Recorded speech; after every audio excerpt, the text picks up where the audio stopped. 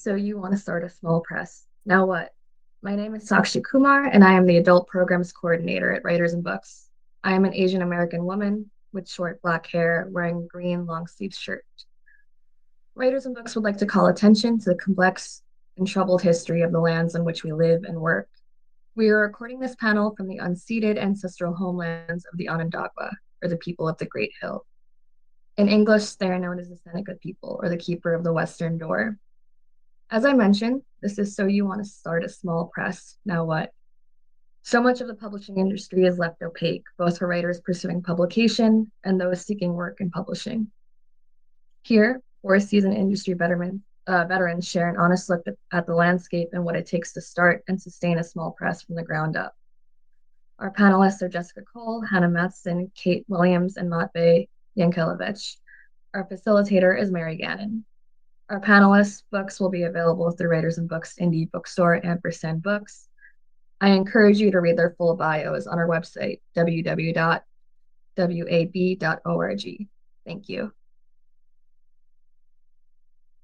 Thanks so much and welcome everyone. I'm Mary Gannon, Executive Director of the Community of Literary Magazines and Small Presses, also known as CLMP. I am a white woman with gray hair, wearing blue-black glasses and a black shirt. I'd like to thank Writers and Books for the invitation to participate in a literary conference and to gather for this panel. Very excited to be joined by our esteemed panelists, Jessica Cole, lead editor and co-founder of Bloomsday Literary, Kate Williams, executive director and co-founder of Bloomsday Literary, Hannah Matheson, senior editor at Four Way Books, and Matvey Yankelevich, proprietor of Winter Editions.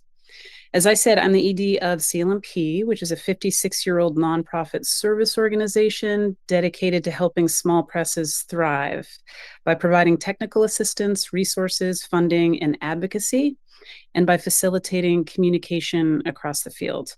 So we serve as a bridge between our member publishers and other communities of literary stakeholders, such as readers, writers, booksellers, librarians, educators, and funders. We do this work ultimately to ensure a vibrant, diverse literary landscape. CLMP has over 1,000 members located in every state in the country, plus 17 other countries. About 50% of our members are independent literary presses. Together, these presses form the foundation of the literary and publishing ecosystem. While many of them are small, they make an important and unique contribution to literary culture. They are mission-driven and dedicated to publishing the work of writers who may otherwise be overlooked by commercial publishers. Writers who are emerging, writers from historically underrepresented communities, writers writing in genres that are less commercially viable, such as poetry, experimental fiction, translation. Without them, too many writers wouldn't have homes for their work, and too many important books that transform readers' lives wouldn't exist. So, if you're interested in launching a small press, you're in good company.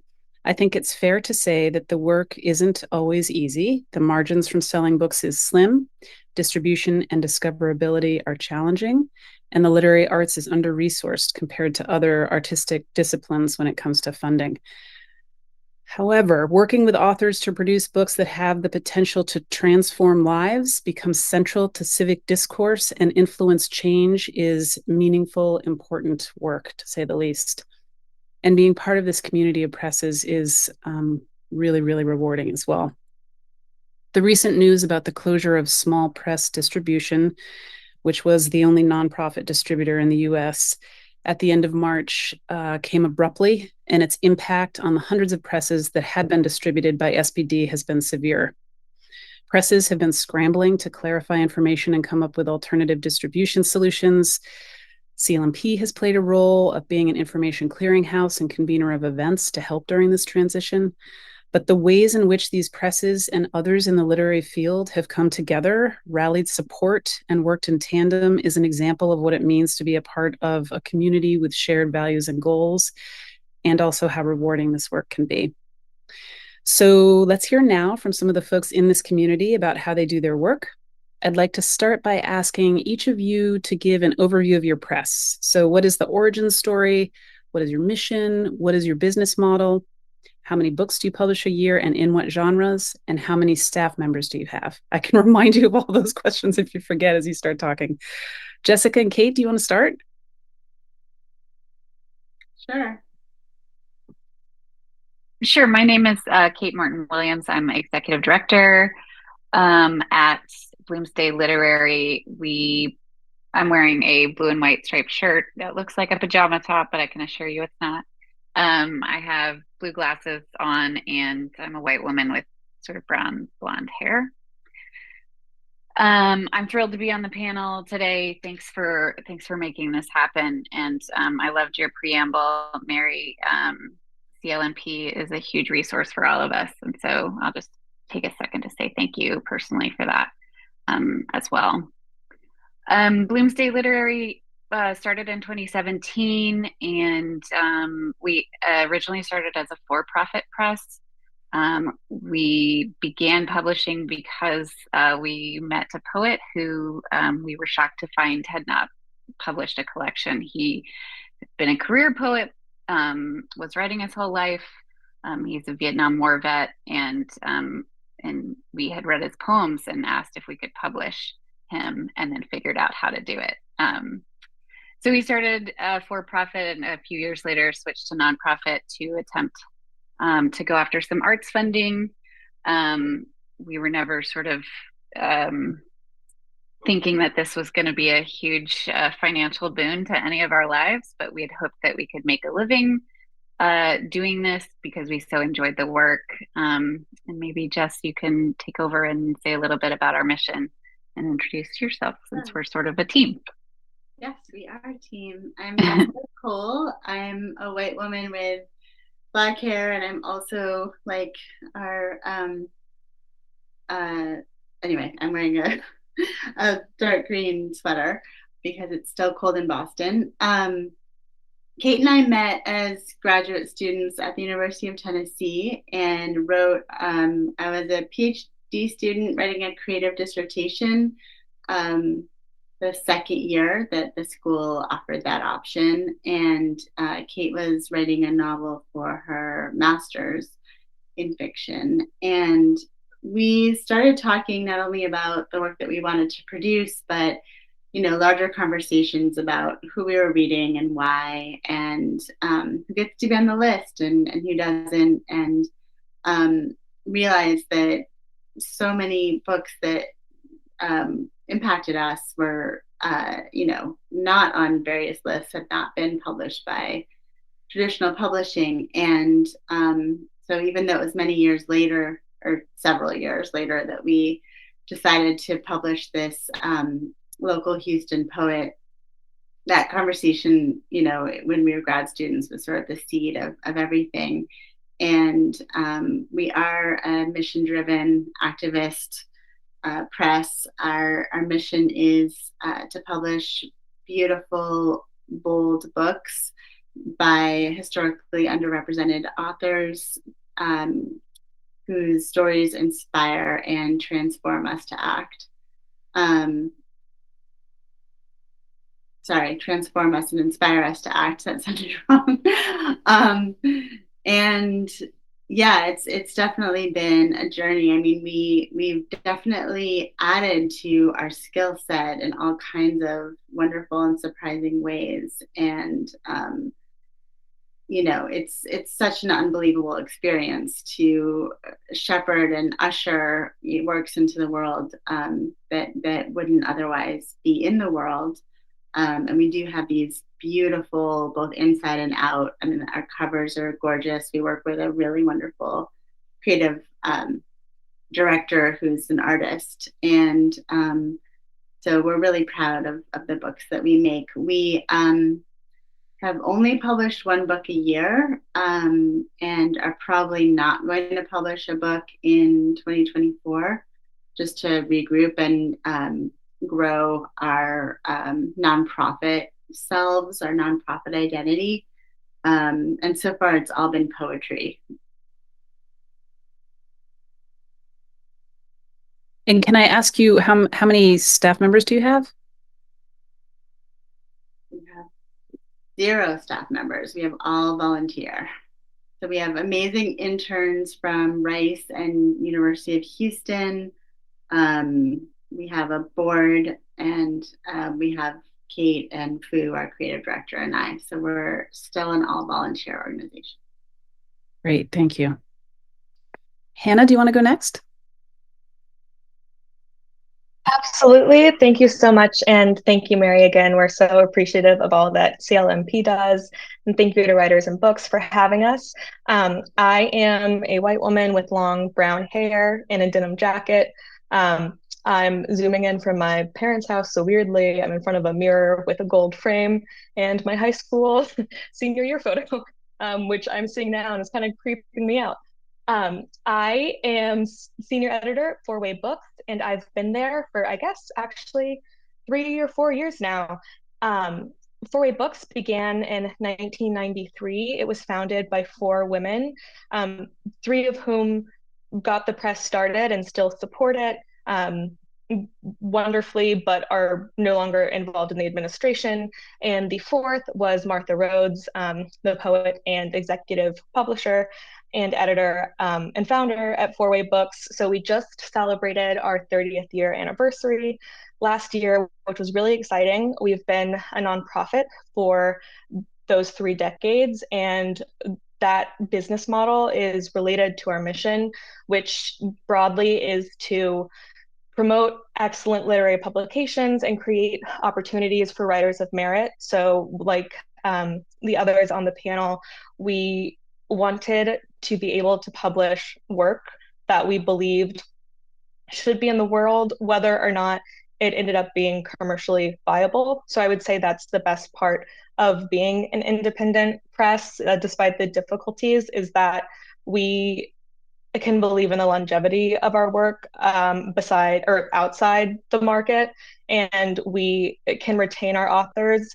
even if a book doesn't end up selling really well. We've chosen it for its craft and its impact, and we try to get it to as many readers as possible, but we don't have to make decisions about which books we take because of financial projections. To that end, we are a pretty small staff. So we have a board of directors, and then there are about four of us who are involved in daily operations, but we have a bigger satellite staff, including copy editors, cover designers, grant writers, our financial director, and then paid seasonal interns. So I think that covers everything, but let me know if I missed anything. No, that's great. Thank you, Hannah. Matvey?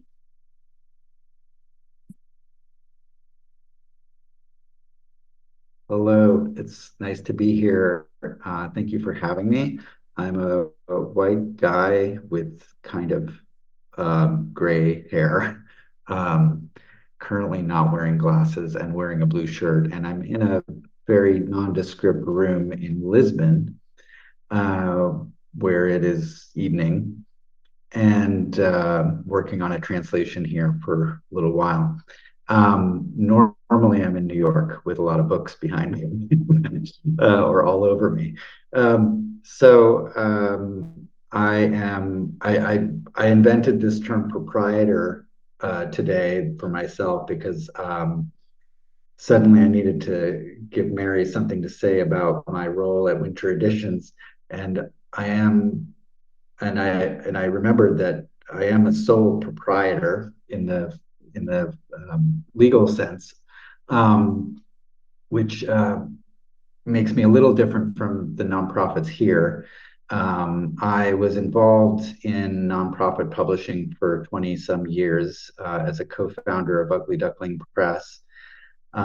So I've been kind of at it since the 90s, and my other hat and my job is now for the last few years running and editing kind of a job with many tasks at a small nonprofit called World Poetry Books, which publishes only poetry and translation. So I can relate to the nonprofit mission. But I'm going to talk about winter editions, which I just started a year ago. I have no staff. I do have some folks that I pay to do copy editing and I had some help from a designer friend to create a kind of uniform template, um, and choose some typefaces so that I could figure out what the look of the books were. Um, but basically now I typeset, design, edit, publicize. I do pretty much everything except sometimes I hire, like I said, copy editors and someone to help me mail out packages. And sometimes friends come and help me mail a subscription. But I don't really have formal interns or anything like that. Partly just because I also have a job where I do that kind of thing. So the mission, if I can jump toward that, if I'm not forgetting anything,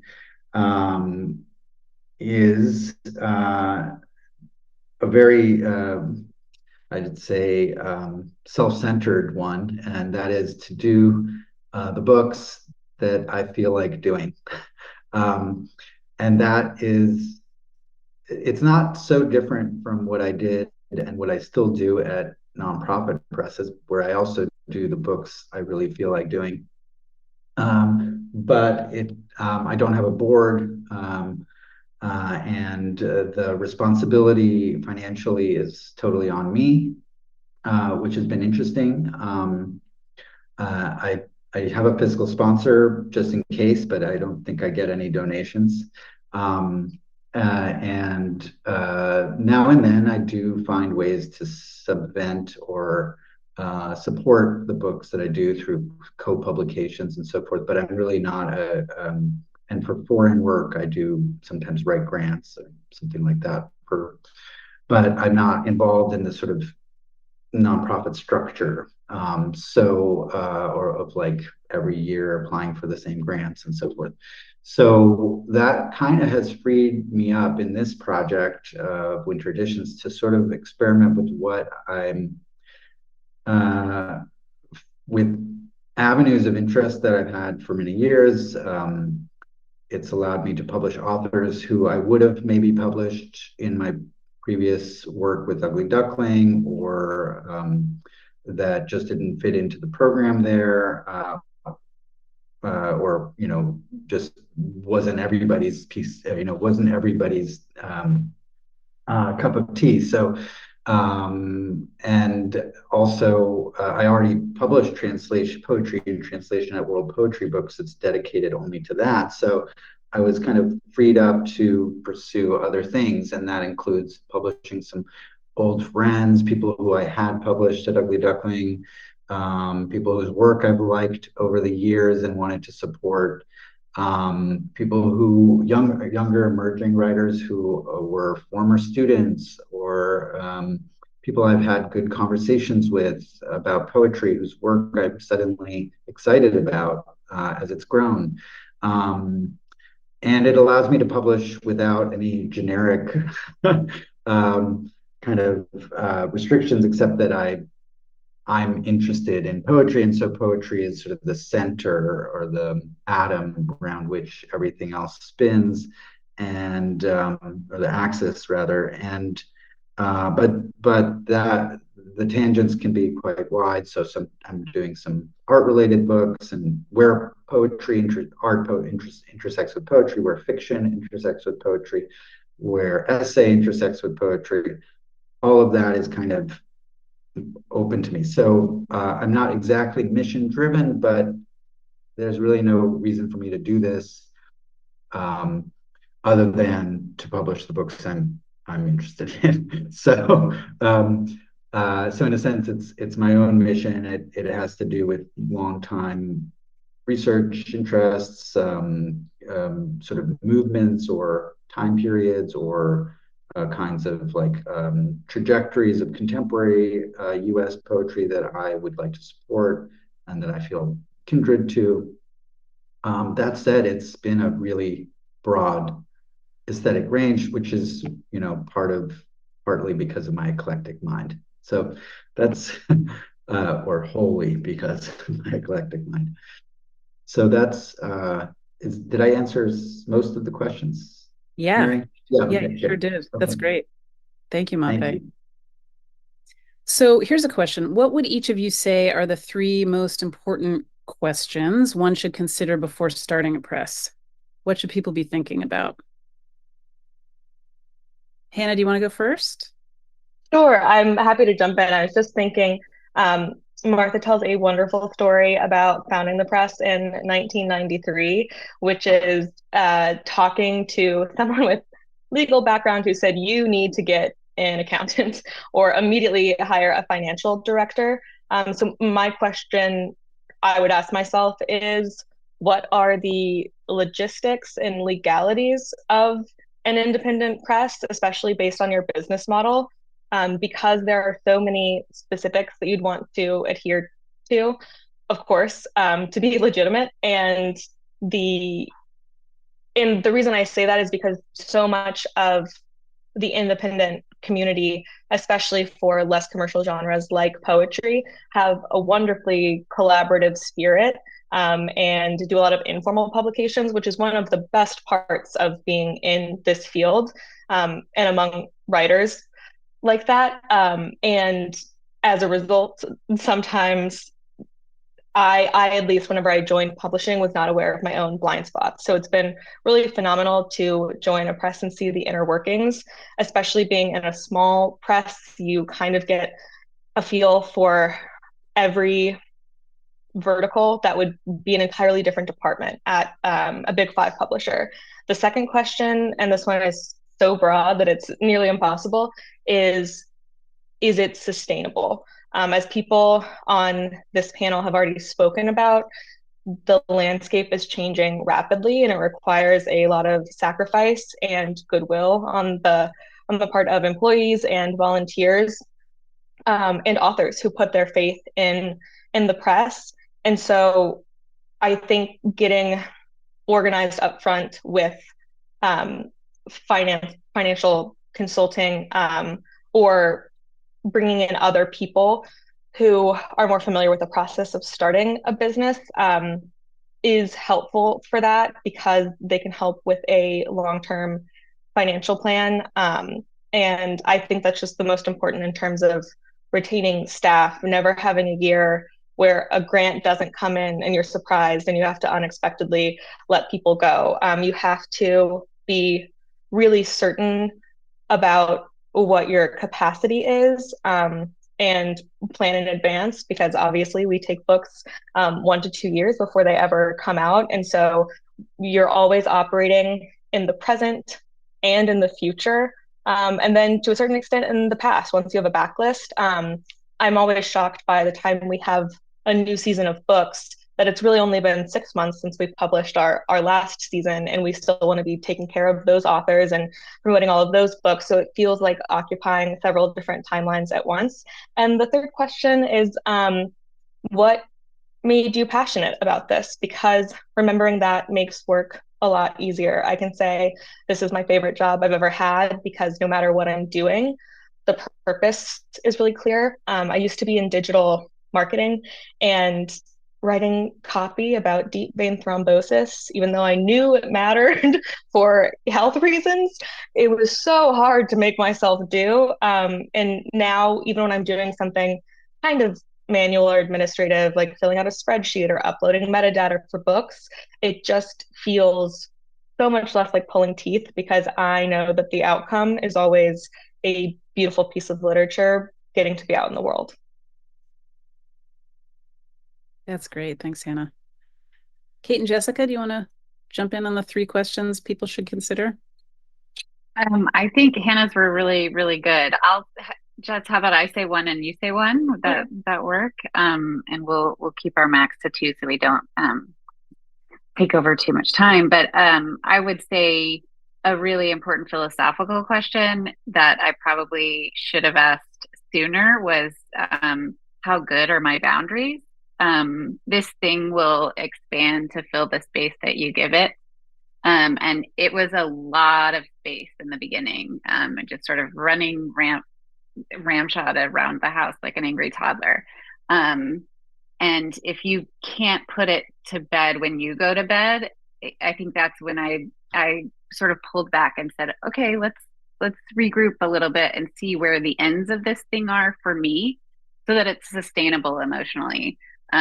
Because there are 5 departments or 3 people to handle or 2 people to handle, or if one of us gets sick or has a death in the family, things come to a screeching halt. And when you're in it, like we are, there are people who are really depending on their books coming out, and there's no backup.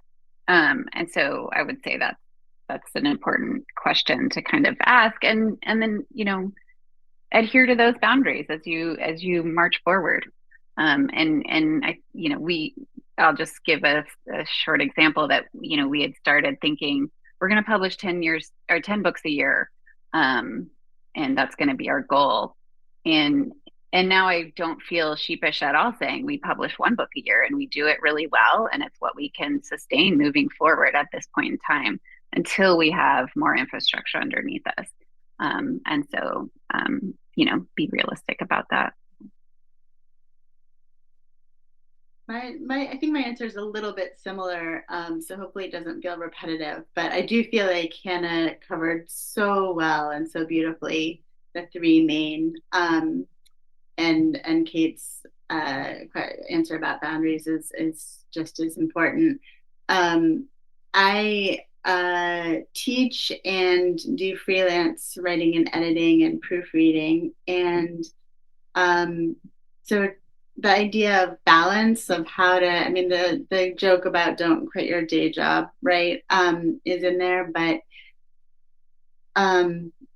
it's a little bit about boundaries also, but it's fine. There's nothing, again, to be ashamed of, that I need to privilege my paid work, and at times, and sometimes, it is my favorite hobby. So as Hannah said, the passion piece is really important.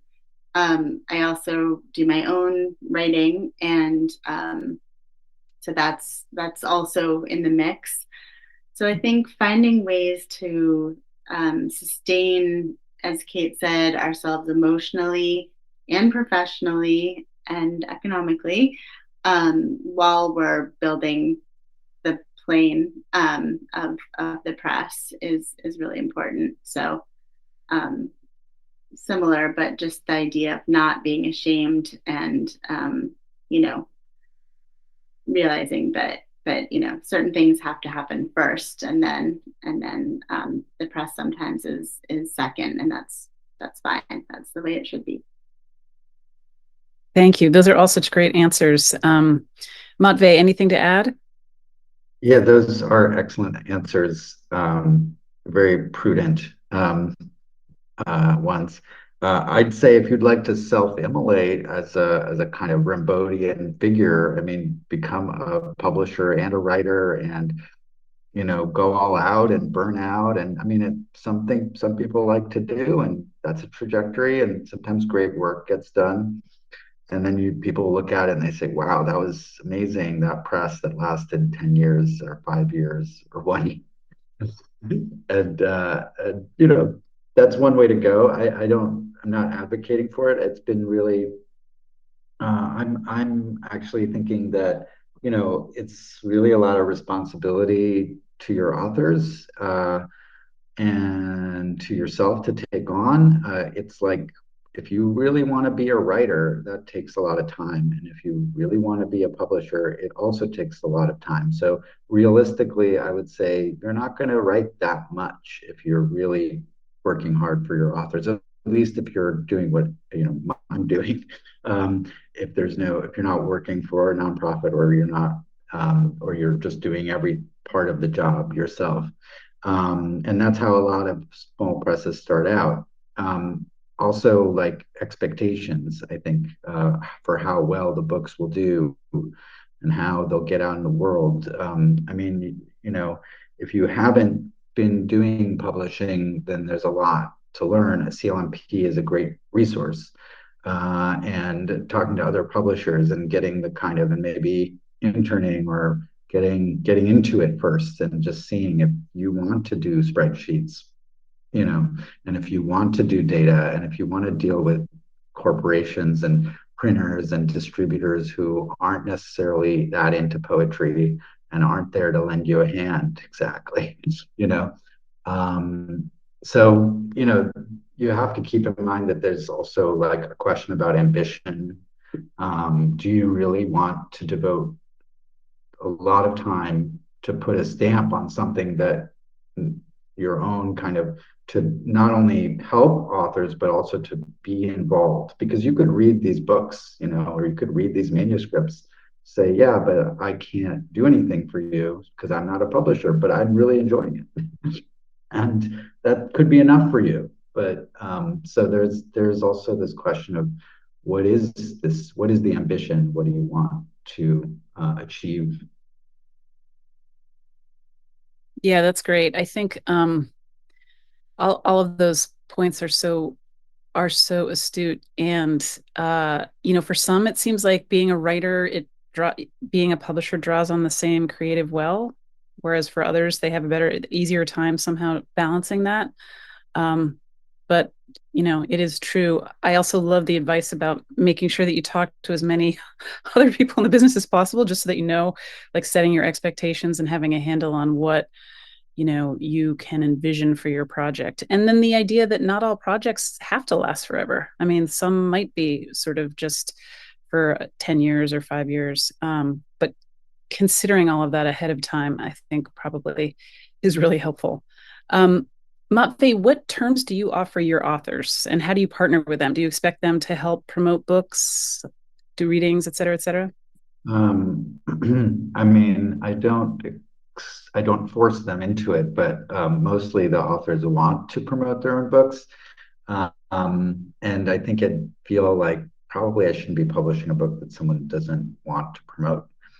But sometimes it's, some people aren't as quick to get out there in the world and in front of people and are shyer and so forth. But there are other ways that they can help. And yeah, I work very closely with authors on everything from publicity language to how their book is going to be represented. We talk about cover images, even though I have my rules so that nobody gets too involved, but I also, or, you know, but I also, and it just sort of saves me time, but I do, of course, want to know what kind of cover they want, what kind of image, or so there's a lot of back and forth about that. There's a lot of discussion of the typesetting. There's a lot of kinds of, yeah, brainstorming about publicity opportunities. And then, you know, it's a real cooperative thing. And when it's sort of like training a runner, and then the race starts, you know, a gun goes off, and in a way, and you're running alongside saying, go, go, you know, like, so you're as exhausted as they are. But the terms, I came, you know, I did a lot of, well, this is my financial planning, was like, okay, I've saved a little bit, and maybe if I have this job and I still can pay rent, then I can do this. So part of it was, how do I pay authors? Because, and how do I keep from spending too much time calculating royalties, which after you published 8 books or 16 books, after 2 or 3 years becomes a real time suck. So I decided not to do royalties, and to give people basically uh, what I expect to sell, which is like everything over many, many years, everything in the print run. And we decide, like, I decide whether it's going to be like 800 or 1200 or 2000 and or more. And I calculate what percentage of that is going to go to review copies or get damaged or have to be given away for whatever reason. And and then from what's left, I say, well, what if we sold all those books? What would the royalty be? And then I give that to the author minus like a 50% off deal on a certain number of books. So they get cash and they get a lot of books, because, and especially now, as Mary knows well, with the absence of SPD and the loss of our distributor, Winter publications is looking elsewhere. But for now, we're going to have to, deal with the fact that sometimes books are not available at the events. And this used to be the case with SPD also for a number of reasons. But, if it's at a college bookstore is tasked with getting the books, they don't always know where to get them, or they don't try hard, or, it's a thing. So I want them to have books. They can sell those copies. So it kind of works out. I'm not spending too much cash up front. I'm giving them books. So yeah, but I calculate it at like a normal royalty rate, and then, go from there. Thanks. Kate and Jessica, how about with you?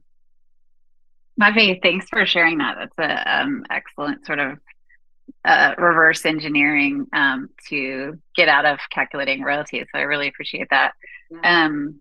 We were, for the first time, able to offer an upfront, we're not calling it advance against sales, we call it a fellowship. So it was a short or a small $1,000 to our poet this year, which felt like a big deal to us.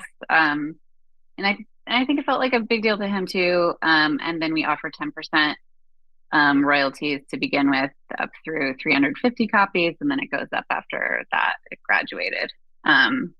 That doesn't leave us with much left over, but it's sort of an exciting thing to be able to say to our authors that we really care about offering a competitive advance, and sort of thinking about long term. We want those authors to come back to us for their second book. And so if they begin to think about independent presses as something that is as a sort of viable option, and not a step in the road to traditional publishing, I think we start kind of changing the narrative about that. And so it's a way to say we believe in you, and we're putting our heart and soul in this. So that's where we are at this point. And our bigger dream is to offer, for when we publish fiction, to offer a bigger size advance or fellowship, and then have a cohort of authors who are working together to publicize their books and market together as a group. So that's sort of what the next kind of grant writing cycle is going to look like, so that we can get funding for those initiatives as part of our model. That's great. Hannah, how about at Four Way? Yeah, that's all so interesting. And it looks like we have similar tactics. We have a contract upfront, securing rights and solidifying the upfront payment and royalty structure. So I guess somewhat similarly, we offer every author an honorarium, and it's modest, but the idea is that everyone gets payment, and it's not dependent on how the book sells. And then of course, we also want, if a book does sell really well, we want an author to be able to profit from that success as well. So once we've sold a certain number of copies that's laid out in the contract, then royalties kick in. And I guess in that way, it's a bit like an advance that the honorarium covers up to a certain number of books. And after that, it's more equitable to pay royalties. That's great. Thank you. Matvey, you talked a little bit about production and design. I'm just wondering how it is that each of you approach that. Do you work closely with authors? Do all of your books have a consistent visual identity? Yeah. Do you want to jump in, Matvey, and follow up on just what you had said at first? I think you're still muted. God. Sorry about that. I just wanted to add to the previous topic that, yeah, of course, if I've had situations where I'm buying rights from a foreign, a big foreign publisher, and in that case, you're going to pay royalties. But it's kind of, I feel like it's like taking the advance in a sense, because I don't know if I'll sell all the copies, but sort of a reverse advance, and they don't know if they'll sell all the copies. So anyway, As far as design, I kind of mentioned it. Yeah, there's this kind of a series look, but then when I do collaborations with other publishers, I might kind of just go with what they do or come up with some compromise. But yeah, it's I wanted it to be uniform and recognizable because I was starting my own thing, and it's quite a personal project. And I also thought it would reduce some of the work because, again, I have a full-time job. So to just get things and not have to decide every time I hit Ugly Duckling, I worked with hundreds of authors. I would start over from scratch with each book and come up with crazy ideas and whatever. So I just felt like I needed to make sure that I wasn't going, working overtime too much. So that was part of the reason. And the other part was a kind of sense of, okay, I want there to be a sense of who we are, Winter Editions, who we is actually, uh, and that would be recognizable after a while. So the first year I did 8 books and a chapbook, and then now I'm just like, this is what it looks like, and now I'm kind of reducing that. Hannah, how about at Four Way? What's your approach to design and covers? Do you work with authors? We do, yes. So we welcome input from authors if they have a particular aesthetic or even piece of art that they're looking for. And then our production manager, well, the director of the press, Ryan Murphy, who is in charge of production, will reach out for the rights to use something in a design, which sometimes works out, sometimes does not, because we don't have a huge budget for that kind of thing. So everything goes through the author for approval. It's very much a result of collaboration to end up how they want their book to be represented. But at the same time, we don't welcome design from authors or friends because it gets too complicated. Our covers are different, but we do have some sense of uniformity, and that all of our books are paperbacks that are 6x9. We use the same printer we've always used, so we can't accommodate I guess, more complicated requests or art books. And we've always been upfront about that. So the result is that even when, the colors or art styles of the cover are pretty different, you can tell that the books are one of a set because, it has our colophon and the backs are always designed the exact same and that kind of thing.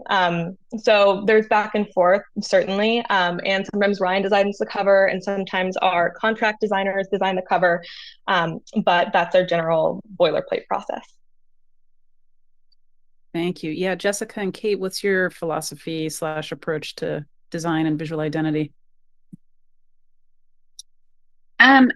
We are fortunate to work with our third co-founder, Fu Lu, and he's sort of the aesthetic brains behind the operation. But his thinking in terms of author relationship was to submit to them an author questionnaire where he asked very stylized questions about like, what are pieces of art that move you? So it gets less into particulars because we find that if an author comes back and says, really like the color red and so, cover, then we start getting into this place where they're dictating what they think it should be. And we want it to be a more evocative conversation where Fu is figuring out, the sort of artistic drivers for their work. So we like to keep it really philosophical, which sort of helps them feel like they're being heard when we're designing this thing that's supposed to represent their life, the work of their life for the last year or whatever it is, sometimes longer than that. And we found that to be a really successful approach. And then Fu takes over and just explains to them that he's an artist as well.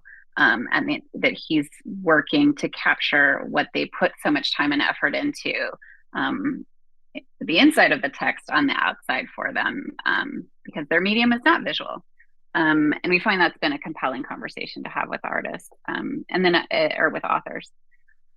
And the other thing I would just say that sort of Bloomsday is pretty proud of is we do generally a smaller print run at the beginning that we call a boutique edition. So there's something special about each book. So our first poetry collection was hardback, which is pretty rare. And then we did a French flap a couple of times. We've done debossed covers. And so, making it somehow special and a work of art on its own so that people, one, we feel justified in charging a little bit more, which helps us with our margins, because it's not a print on demand book. And in that way, we feel like all of our books sit on the shelf in conversation with each other. Their covers are of a piece. Yeah, I would just add that we are very upfront about how important design is to us. Fonts, layout, the cover, and that's going to be, this questionnaire, that's going to be a big part of the book itself. And that usually, of course, attracts authors and makes them happy. So, but it really is part of it's in our mission, the beauty, the aesthetics. That's great. Well, you've each talked about how much you've invested in these books, and I'm wondering if we could move to the question of distribution. How do you get these books once they're finished out into the world? What strategies do you use? And what distributors do you use? Matbe, do you want to start? Well, currently my books are at Asterism, which is a non-exclusive distributor, which actually means that no exclusive distributor will work with me while I'm there. So I'm thinking about it.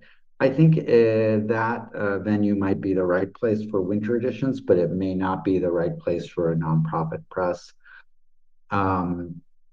It has benefits and limitations. I mean, it's basically like SPD in certain ways.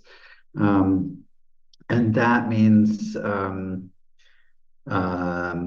have a sales force or anything. So I do a lot of outreach to bookstores. I had done that for Ugly Duckling for years. I do a lot of outreach to reviewers. I bring books wherever I go, which I'm getting a little old for. But and basically, I work with people who I kind of know, acquainted with. Would you do an interview with the author? I have this book coming out, or and I work through my contacts and I build contact.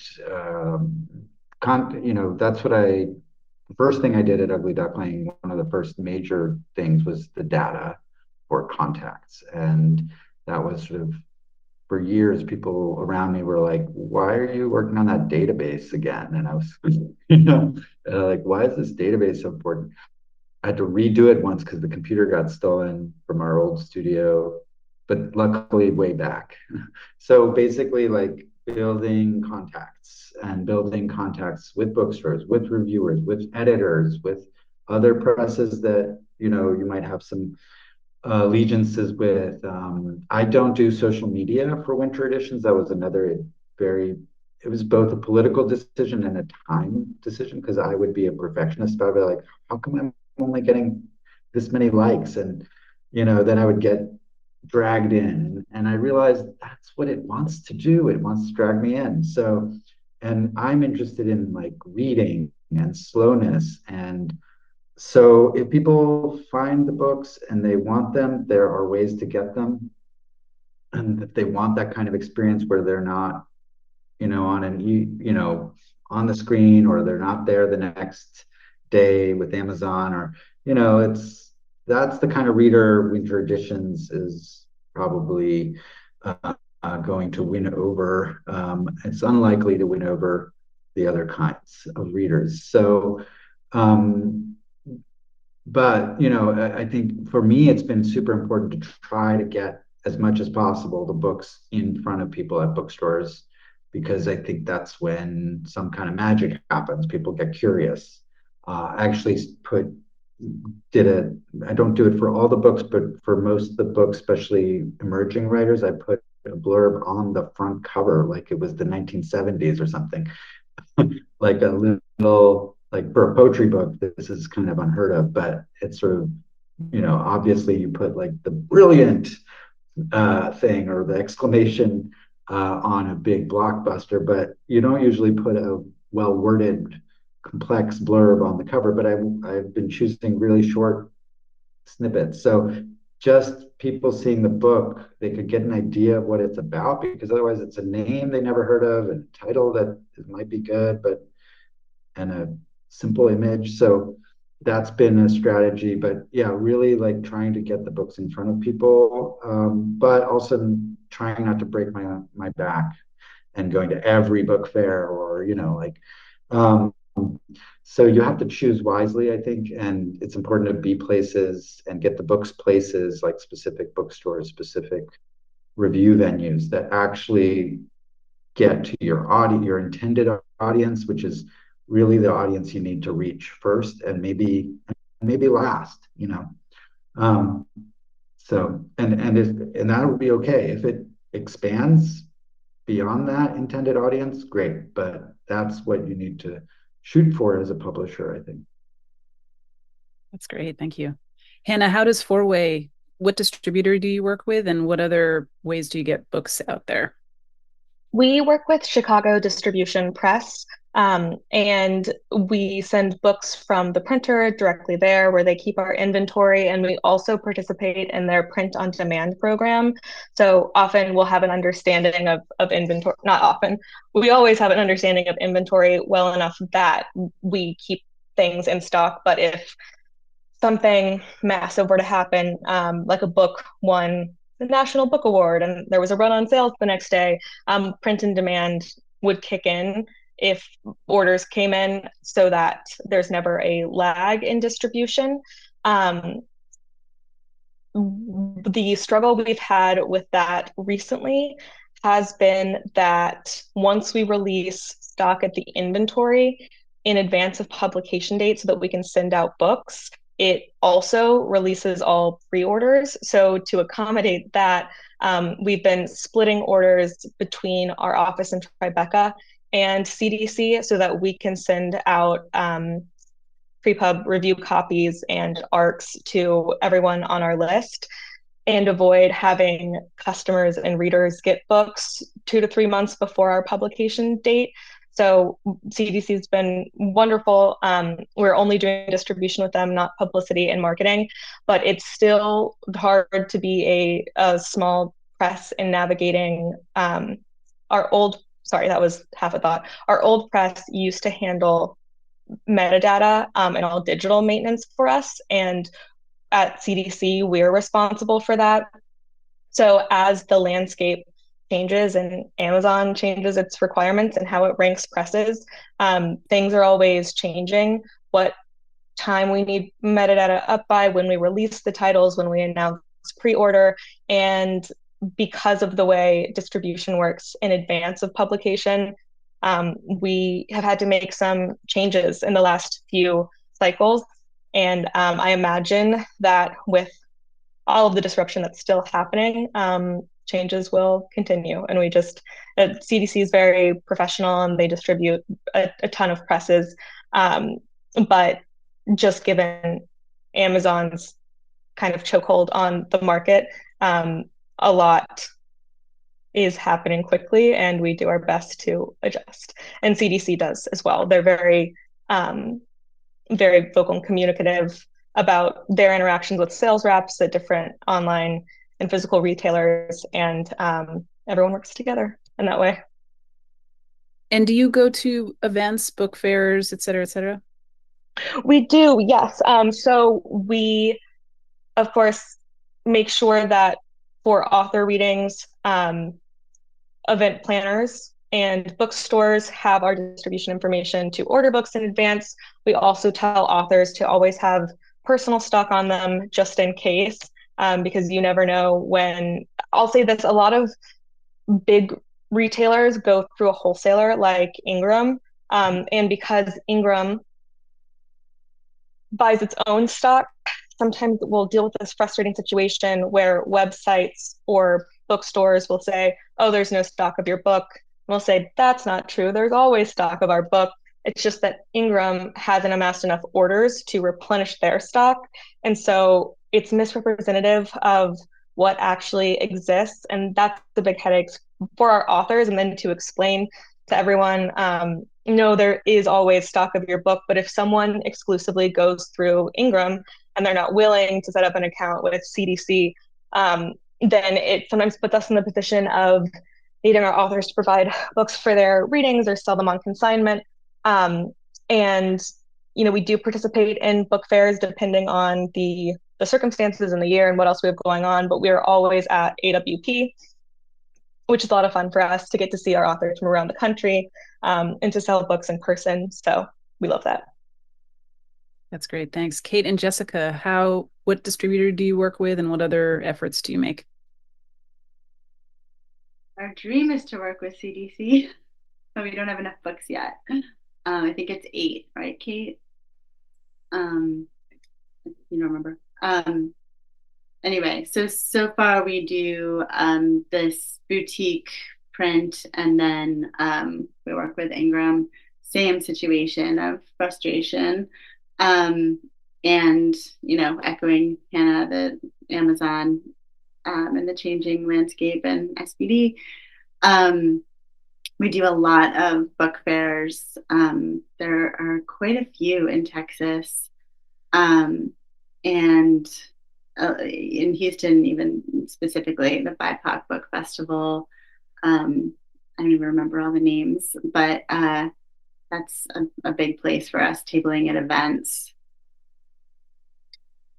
And the same thing Matt Faye said, that it all comes down to relationships. So any author, wherever they're stationed in New Mexico or Boston, we know the indie store there, and I'm the person who's calling and saying, hey, don't go to Ingram, just order from me and we'll get you the books on time. And also depend on our incredible authors to always have books on hand if they need them for their events. But it's not great. and distribution has been the bugaboo ever since we started. Yeah. And I'll share a quick illustration. We were courting a really great manuscript, and there were 2 of us in the race to get this manuscript. And the agents and authors or editors of this collection really wanted to work with us because of our mission and the whole 9 yards. But they ultimately went with someone bigger who they could depend on their distribution, which wasn't a huge distributor either. But because that was one of the selling points, we lost the book. But we couldn't get more distribution because we only have a few titles. So why would they want to house 6 of our books? Except that maybe this would have been the breakout for us, and we would need 5,000 copies of it. But so it's an ongoing question. And if anybody wants to start a distribution company, I'll abandon everything and we'll figure that out, and we can all do it together. Just kidding. I don't want to do that. I know. Talk about a lot of work. There have been so many conversations happening, as we all know, in the literary field right now, just with SPD's closure, about other solutions and this issue of distribution, how it's always challenging. So yeah, maybe something will come after the dust settles. I hope so. So shifting gears a little bit, I wonder if each of you could share an example of a failure or a success at the press that resulted in important takeaways that you've incorporated subsequently. Some kind of learning experience that really felt like it, gave you some guidance in moving forward. Hannah, I think you're unmuted. Do you want to start though? Yes. This isn't precisely a failure, but I do think it was a lesson to reframe what we might consider an unsuccessful effort and to guard against despair. We believe in submitting all of our authors to a wide range of prizes, which, as our budget allows, it can be expensive. And there are sometimes when that effort doesn't pan out. But we had someone a few years ago go up to one of our authors and say, "Oh, I was a judge on the National Book Award, and I loved your book, and I've been teaching it in my class ever since." And so it didn't get even longlisted for the National Book Award, but we firmly believe that even whenever we're not seeing conventional signs of institutional validation or success, that just the act of getting the book into the hands of people who care about literature has an impact. And that has been really wonderful for me to remember, as it can be so we keep talking about SPD closing and Amazon and the logistics of all of this, and it's just so depressing and also frustrating. And it can be lovely to be reminded that even when something doesn't have that award seal, that it can touch someone and have a life beyond us. That's such a great example. It's so true. It's so hard to measure the impact or the metrics of one person's response to a book, how it changes them and how they may share it widely. It's a great example. Matvey, how about you? I had a lot of probably made a lot of mistakes starting a publishing house out of a zine in the 90s, but and certainly there have been a lot of, yeah, sometimes you think you can get certain people interested or blurbs or and you work really hard for, I mean, you can work really hard for weeks and on trying to hammer through some reviews and then you just so I don't know, it's like I would say it's a series of disappointments, successes, excitement. It's all a cycle. It's just like the daily cycle. And then it happens again the next day. I mean, I figured out that the type on the spine was a little small in the first books for winter edition, so I folded it up. Little things you realize, oh, but for the most part, I think I kind of cut my teeth quite a bit already.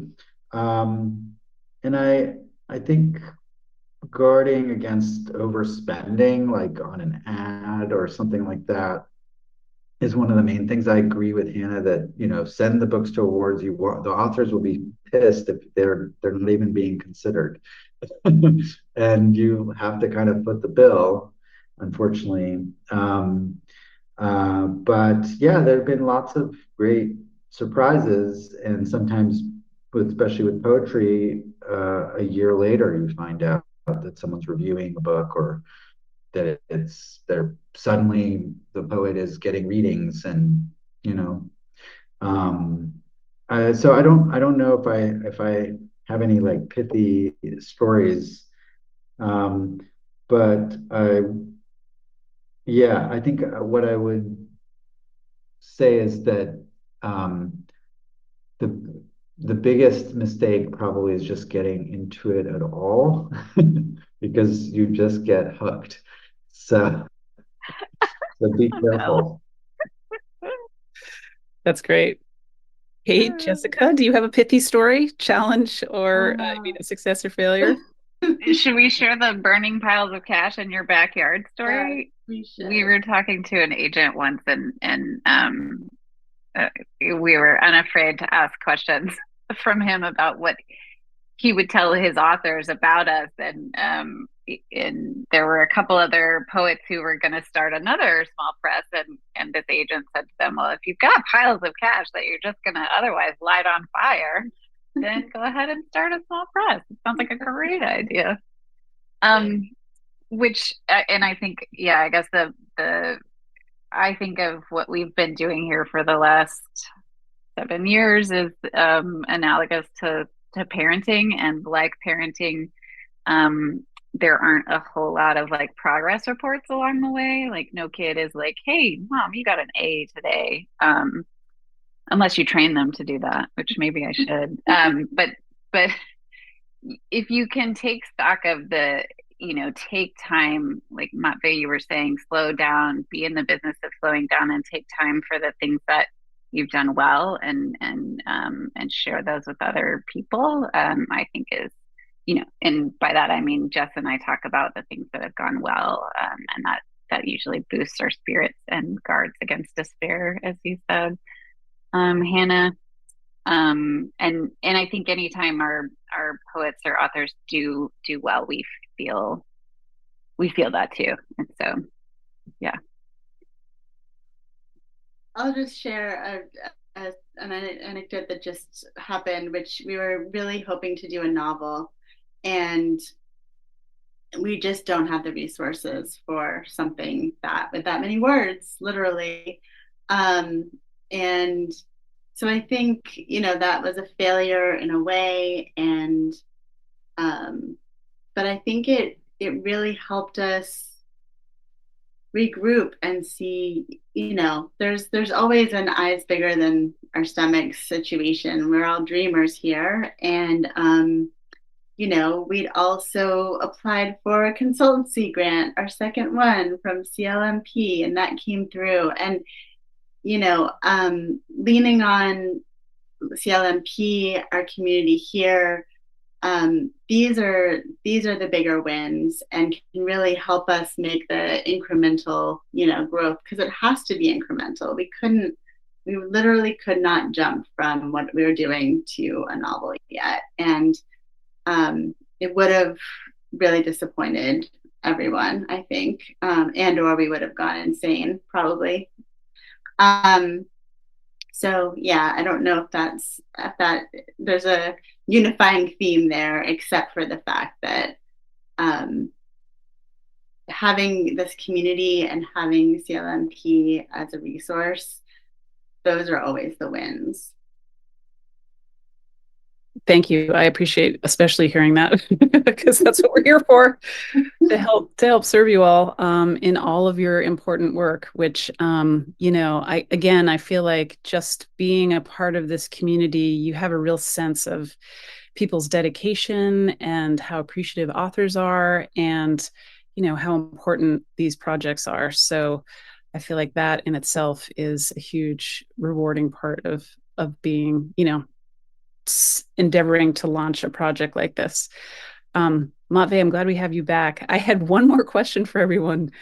And I was going to ask, what's the biggest challenge you've faced? Do you feel like you've overcome it, or are you still figuring it out? But I invite everybody, if you feel like you've already answered that question, just to add anything else you feel like we haven't covered, as advice for those who are considering joining you all in this project and this kind of work. Jessica, do you want to start? Oh, sorry, Kate, you go. I would like to just emphasize how important it was for us in our beginning stages and every day since the beginning to have mentors who are a step ahead of us. We talked to BOA Editions early on, and they were so generous and kind. We talked to Deep Ellum in Dallas, and we learned things from them that was so supportive, and challenging. I mean, sometimes it's just someone who says to you, like, do you like paperwork? Start a nonprofit. And I was like, yeah, sure, it's fine. Still having no idea that how much paperwork was going to be involved. I just, kept going, even though they were shouting from the sidelines, don't do it. But having those just every step of the way. And if you don't know what you're doing, ask someone who is doing it. And I can't tell you how encouraging it was to just hear people say, yes, I'll take a call with you. And in the indie world, I have found more yeses than not, at every stage. And that's been huge. Jessica, anything to add? I think we, just to piggyback on that a little, to, sort of continually, Kate and I have to learn this, but we actually do have a board, and they don't necessarily mentor us in the sort of literary ecosystem, as much as outside the literary, the legal and the accounting and So to ask them, they're all smart people in their fields, and we were so used to doing everything by ourselves. And so yeah, to keep reminding ourselves to ask not only mentors in the literary world, but mentors outside of it who have skills that are not our favorites, including, paperwork and insurance and legal things. Hannah, how about you? I feel like Kate and Jessica covered that beautifully. I guess in that vein, I often have the thought, if you build it, they will come.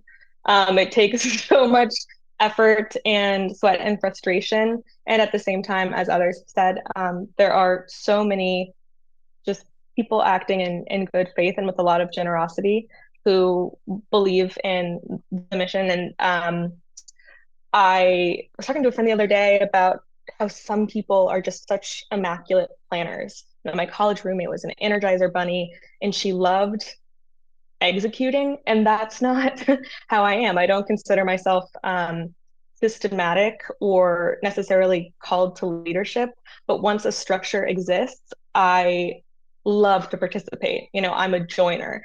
And so there are all kinds of people with different skills who contribute to a project, and I'm lucky that I came to Four-Way after it was founded. I'm not the kind of person, I shouldn't say that on this panel, but I don't know that I would start a press myself, because I don't think that's my skill set, but because it exists, I get to contribute to its maintenance and upkeep and growth, which is constant.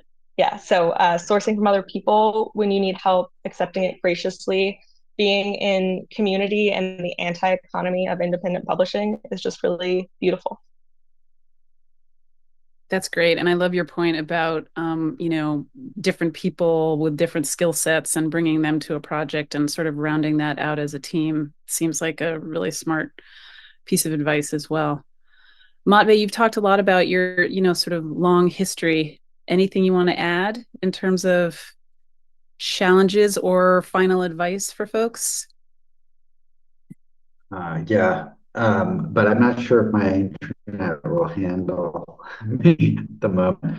Let's see. Yeah, I think everything that's been said is super important, and challenges are there every day. And some of them are just the challenges of literary culture and the way distribution works in our the way books are priced and undersold and things like that. So I think getting involved also um, with other presses to sort of let people know what's going on is a good way to do it. Why don't we have a better distribution system, even the books? I think we are having a hard time hearing you, Matvey. Okay. Well, So I'll sorry. just say thank you for everything I've learned here. Thank you. Thank you so much. Thanks for calling in from Lisbon. And yeah, I just want to thank all of the panelists for lending your guidance and experience. And I hope that for those who are watching this panel, they feel both inspired and have solid takeaways about what to consider as they're trying to figure out what they might do. Thanks so much to Writers and Books and to the Literary Conference. Yes. Thank you, Mary.